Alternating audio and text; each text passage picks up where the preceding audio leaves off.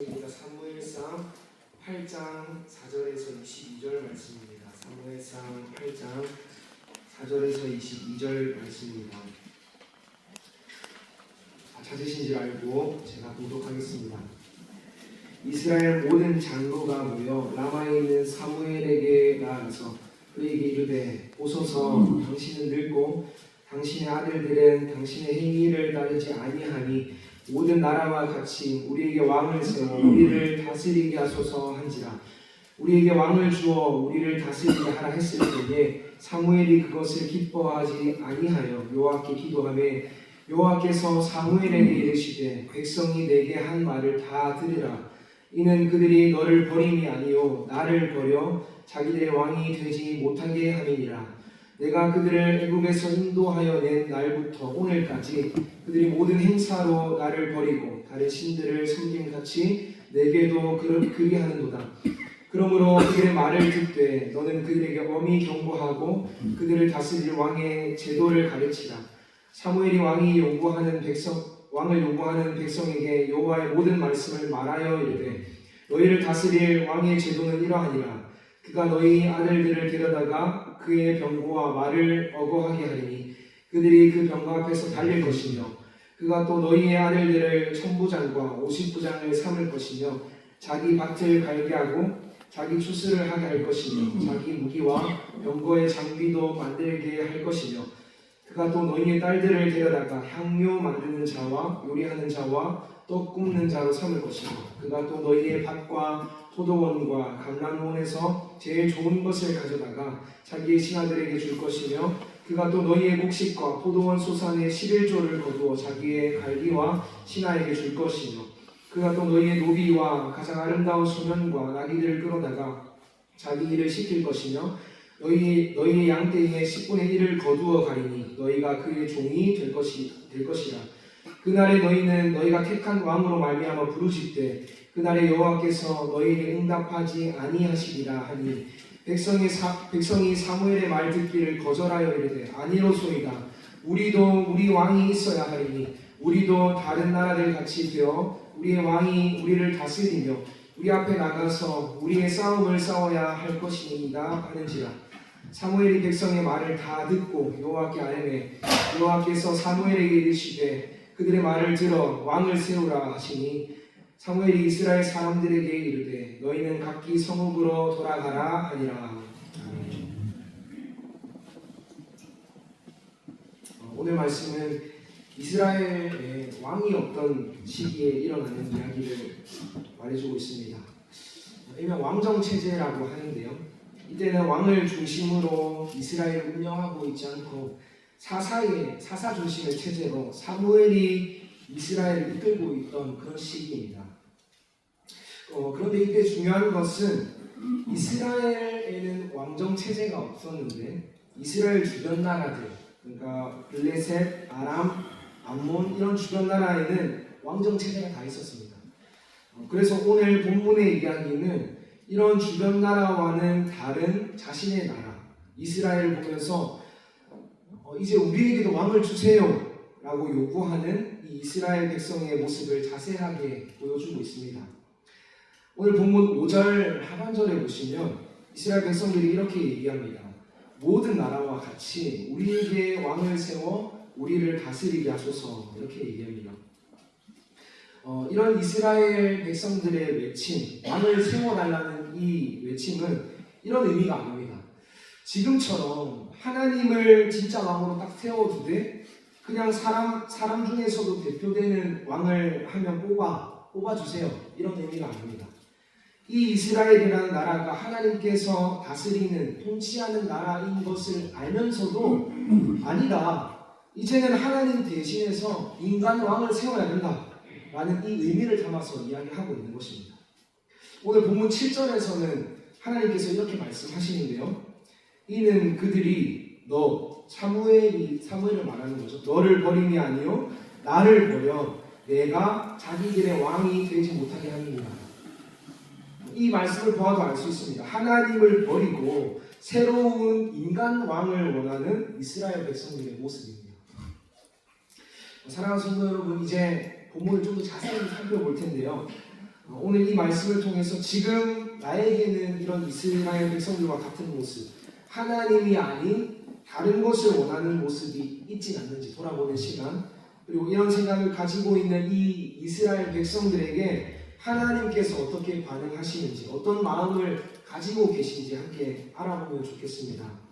바라기는 오늘 여러분의 모습이 어떠하든지 간에 하나님께서 말씀하시는 가장 올바른 모습으로 변화되는 그런 시간 되시길 간절히 소망합니다. 지금 이스라엘 백성들이 인간 왕을 세우고 싶어하는 이유가 무엇입니까? 그 이유를 오늘 본문 5절에서 자세히 보여주고 있습니다. 첫 번째, 이스라엘 백성이 사무엘에게 이렇게 이야기합니다. 당신은 늙었다.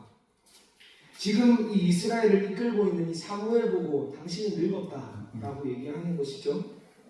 그리고 두 번째입니다. 당신의 아들들은 당신의 행위를 따르지 않는다. 이 늙은 사무엘이 자기 아들조차도 제대로 통제하지 못하고 있음을 콕 집어서 이야기하고 있습니다. 세 번째는 모든 나라와 같이라고 말하는데요. 이스라엘 주변 나라와 자신의 나라를 비교하고 있습니다.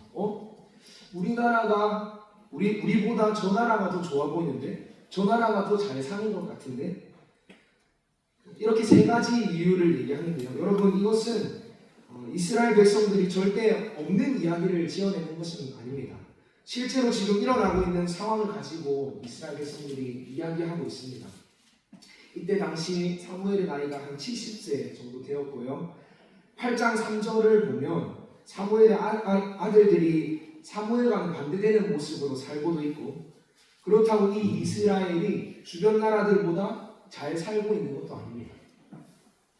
하지만 이 모든 모습은 지금 자기 자신이 가지고 있는 생각만으로 결론을 지어 이야기하고 있습니다.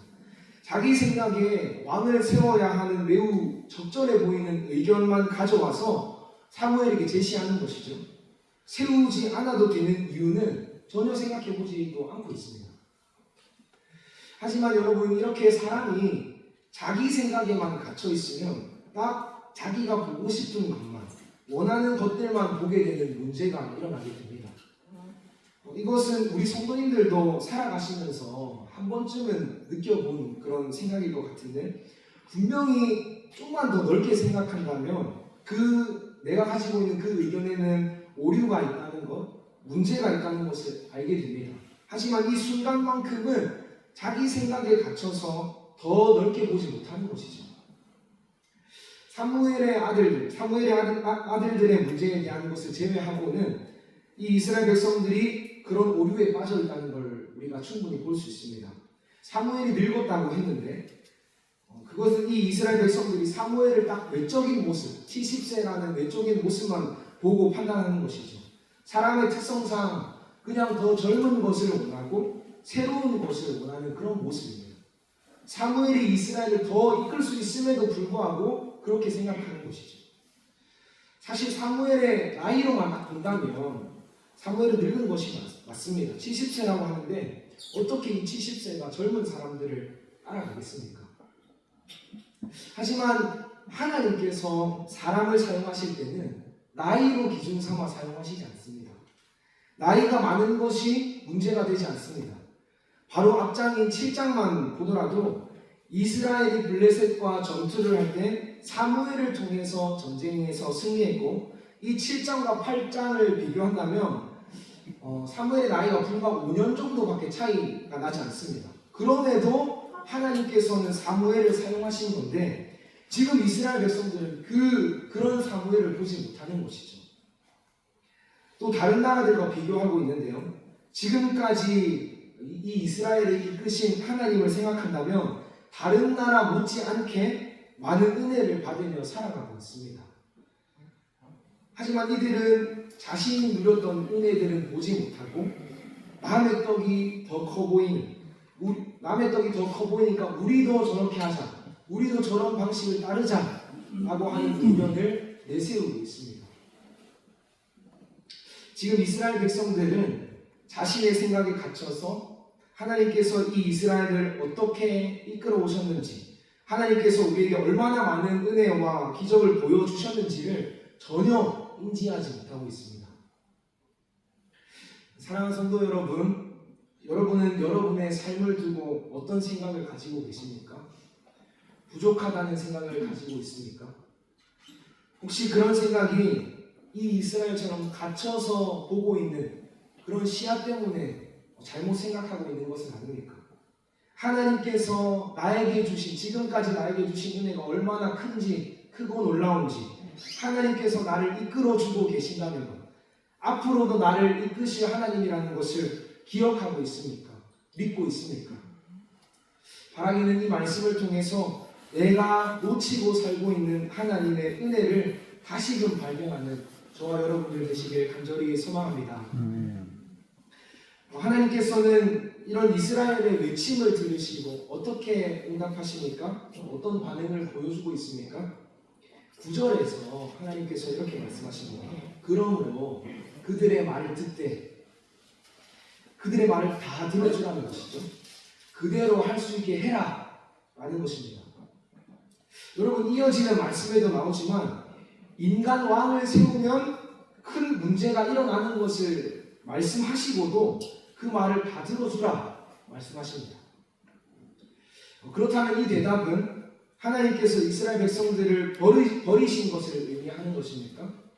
그래, 너희가 나를 버렸으니 나도 너희를 버리겠다, 이런 마음으로 이스라엘을 외면하시는 하나님의 모습을 보여주고 있는 것입니까? 아닙니다. 그 말을 다 들어주라 라고 말씀하시는 하나님은 이스라엘을 버리는 것이 아닙니다. 하나님께서는 지금 이 이스라엘 백성들에게 자유의지라는 것을 주고 있습니다. 여러분, 자유의지가 무엇입니까? 하나님께서는 이 세상에서 일어나는 모든 일, 모든 사람을 하나님께서 원하시는 대로, 하나님께서 원하시는 결과대로 만드실 수 있는 분이십니다. 그런 능력을 가지고 계신 분입니다. 하지만 그렇게 하지 않으시는 것이 우리에게 주신 자유의지라는 것입니다. 하나님께서 그 잘못된 방법을 가는 이스라엘 백성들을 막으실 수도 있지만 막지 않고 우리의 의견대로 하게 하시는 것. 만약에 우리가 하나님께서 짜놓은 그 완벽한 플랜대로만 움직여야 한다면 우리에게는 전혀 자유의지라는 것이 없는 것입니다. 기계처럼 살아가는 것이죠. 하나님께서 하라고 한 대로만 사는 것이죠. 그렇게 살아가게 된다면 우리에게는 어떤 행복, 즐거움보다 오히려 불행이 더 많은 것 같은 인생처럼 보이지 않겠습니까? 그렇기 때문에 하나님께서는 현재 이스라엘이 새 왕을 요구하는 것이 옳은 방법이 아님에도 불구하고, 옳지 않다는 걸 아심에도 불구하고 그렇게 할 수 있도록 길을 열어주고 계십니다. 이처럼 하나님께서는 자유의지라는 것을 우리에게 주셨습니다. 대신 하나님께서 이렇게 말씀하십니다. 이어지는 9절인데요. 이렇게 말씀하십니다. 그들에게 엄히 경고하고.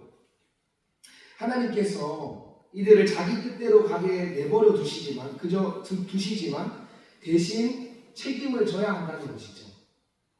즉, 하나님을 선택하지 않는 방법에는 그에 대한 책임이 따른다는 것입니다. 너가 선택한 길에는 너가 책임져라. 너가 책임질 수 있어야 한다. 이것은 공의로운 하나님의 모습이라고도 할 수 있는데요. 그런데 본문 18절에서는 하나님께서 이렇게 말씀하십니다. 너희에게 응답하지 아니하시리니, 이렇게 말씀하십니다. 여러분, 이것은 하나님께서 이스라엘 백성들을 영원히 버리신다라는 의미가 아닙니다.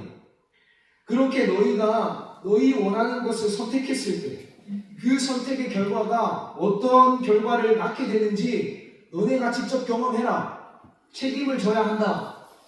하지만 그 경험을 했다면 그 경험을 토대로 다시 하나님을 바라보는 시간, 다시 나에게 돌아오는 시간이 되었으면 좋겠다. 다시 옳은 길로 돌아오는 시간이 되었으면 좋겠다. 이런 하나님의 마음이 담겨있는 메시지입니다. 하나님께서는 이런 자유의지, 하나님의 경고를 통해서 우리를 향한 하나님의 사랑이 어떤 사랑인지, 얼마나 기다려주시는 사랑인지 이 말씀을 통해서 우리에게 보여주고 있습니다. 하나님께서는 하나님의 뜻대로 다스릴 수 있지만 우리의 자유를 존중해 주셔서 그 방법을 선택할 수 있게도 두셨고, 그 잘못된 방법을 선택하고 나서도 다시 내가 돌아온다고 한다면 그때는 또 나를 받아주시는, 그 잘못된 결정도 용서해 주시는 하나님의 그 사랑의 마음이 담겨져 있습니다. 사랑하는 성도 여러분, 이런 하나님의 사랑을 기억하시기 바랍니다. 우리의 말을 들어주시는 하나님은 우리의 의견을 존중해 주시는 사랑의 하나님이십니다. 우리가 잘못된 방법을 선택하더라도 우리가 다시 돌아오길 바라는 마음으로 기다리고 계신 분이 우리 하나님이십니다. 이 하나님의 사랑을 기억하며 살아가는 저와 여러분 되시길 간절히 소망합니다. 또한 하나님께서는 이 말씀을 통해서 내가 생각한 대로 다 이루어지지 않는다는 것을 보여주십니다. 이스라엘은 자기 나라에 없는, 다른 나라에만 있는 이 왕정 체제라는 것이 너무 좋아 보였습니다. 하지만 현실은 우리가 생각하는 그 이상의 모습대로, 그 그림대로 흘러가지 않는다는 것이죠. 이런 모습은 오늘날 많은 사람들, 어쩌면 모든 사람들이 일상에서도 많이 겪는 모습인데요. 자신이 생각할 때는 그래, 이 방법이 제일 좋은 방법인 것 같아 라고 생각해서 그 방법을 선택하곤 합니다. 그리고 좀 더 마음이 선한 사람이라면 다른 사람에게도 그 방법을 권면하는 것이죠. 이 방법으로 해봐. 이 방법이 제일 좋은 방법이야. 이게 제일 좋은 방법이야. 그런데 거기서 내가 가진 방법이 아닌 또 다른 방법을 주장하는 사람을 만나게 된다면 둘 다 자신의 생각이 맞다고 이야기하기 때문에 의견 충돌이 일어날 수밖에 없습니다. 그 충돌 과정에서 의견 차이가 생겨나는 것이죠. 여기서 주장이 좀 더 강한 사람이 있다고 한다면 서로 다투는 모습도 볼 수 있는 것이죠. 하지만 여러분, 오늘 이 말씀을 통해서 하나님께서 보여주시는 것은 사람이 생각한 방법과 그 그림은 절대 완벽할 수 없다라는 것입니다. 항상 변수가 존재한다는 것입니다. 그것은, 그런 모습을 보여주실 때는 하나님 앞에서 사람이라는 존재가 얼마나 작은 존재인지를 볼 수 있어야 합니다. 또한 이 세상을 만드신 하나님께서는 얼마나 크고 놀라우신 분인지, 내가 생각하는 것보다 더 크고 놀라우신 분이라는 것을 깨달을 수 있어야 합니다. 우리는 절대 이 세상을 우리가 다스릴 수 없습니다. 우리 마음대로 다스릴 수 없습니다.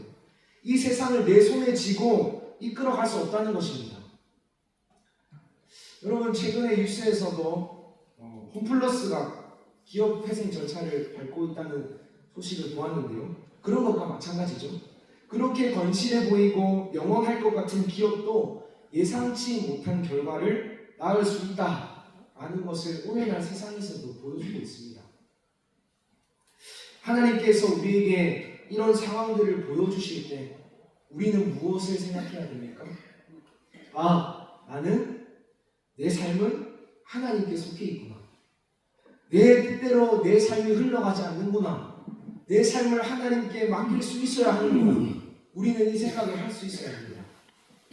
특히 오늘 우리에게 이 말씀을 주시는 것도 꼭 내가 내 방법을 선택해서 굳이 시행착오를 겪고 돌아오지 말고 처음부터 하나님의 방법을 선택할 때 하나님께서 다스리는 그 길을 내가 따라간다 할 때 그 길이 우리가 가야 하는 옳은 길이라는 것을 보여주고 있습니다.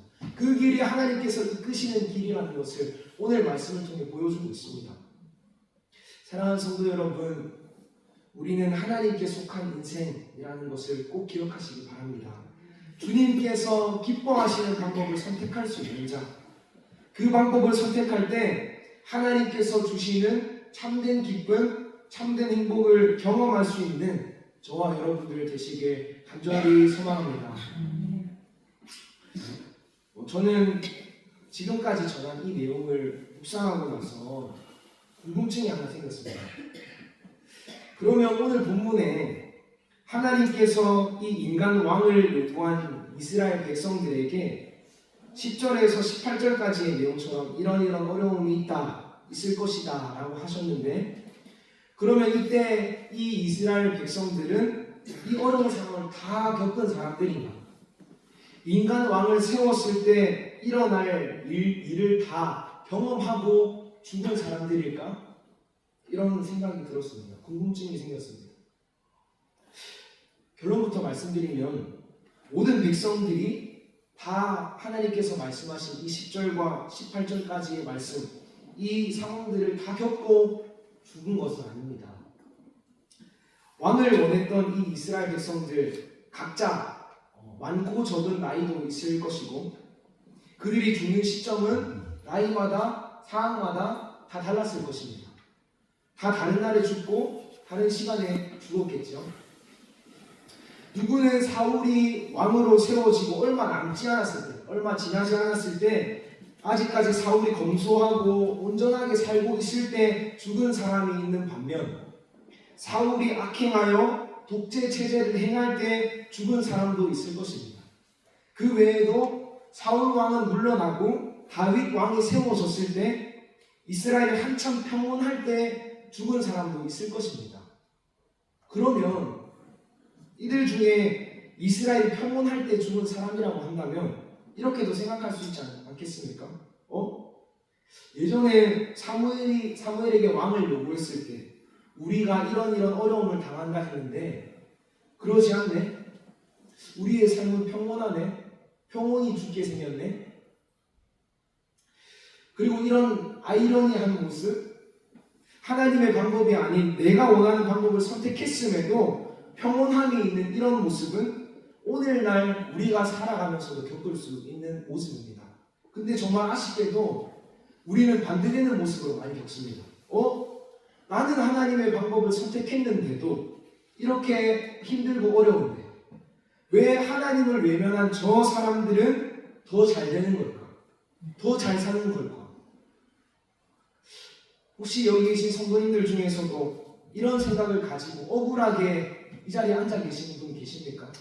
나는 하나님의 말씀을 순종했는데 왜 저 순종하지 않는 사람은 더 잘 되는 것 같은 것일까?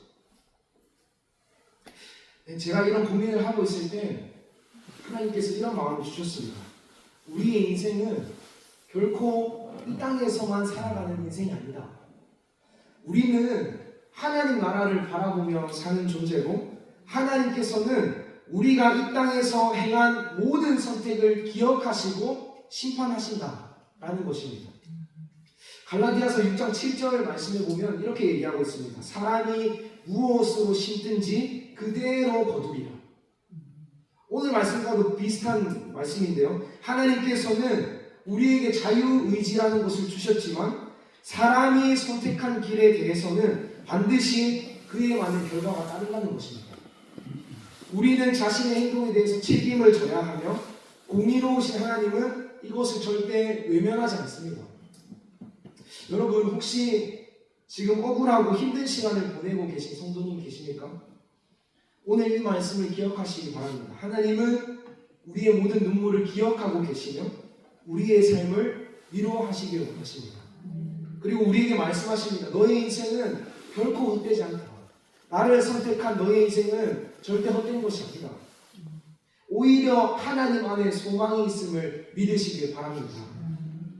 여러분 이 말씀을 온전히 붙드는 여러분들 되기를 소망합니다. 하나님을 믿는 것이 우리에게 억울한 일이 아니라 오히려 소망의 이유가 되는 것입니다. 이 땅에서의 우리의 삶이 끝나는 날 하나님께서는 우리를 기쁨으로 맞아주시고 우리를 기다리고 계신다는 그 사실을 기억하시며 믿음 안에서 담대히 기쁜 마음으로 걸어가시는 저와 여러분 되시길 간절히 소망합니다. 우리 시간 합심해서 함께 기도했으면 좋겠습니다. 특별히 나라를 위해 기도하는 자리입니다. 먼저 우리 대한민국 땅을 위해서 함께 기도했으면 좋겠습니다. 하나님, 지금 우리나라 큰 혼란 속에 있습니다. 너무나도 어려운 상황 중에 있습니다. 하지만 이 땅 가운데 하나님의 사랑이 흘러가게 하여 주시옵소서. 이 혼란과 어려움이 잠잠해지고 사랑과 평화로 하나 되는 나라 되게 하여 주시옵소서. 주님, 여러 가지 갈등이 있습니다. 정치적으로, 사회적, 경제적 혼란 속에 있습니다. 하지만 하나님, 이 땅을 하나님께서 주목하여 주시사 그런 갈등 속에서도 이해와 배려의 마음, 특별히 하나님의 사랑이 있게 하여 주시옵소서. 그 사랑으로 우리나라 다스려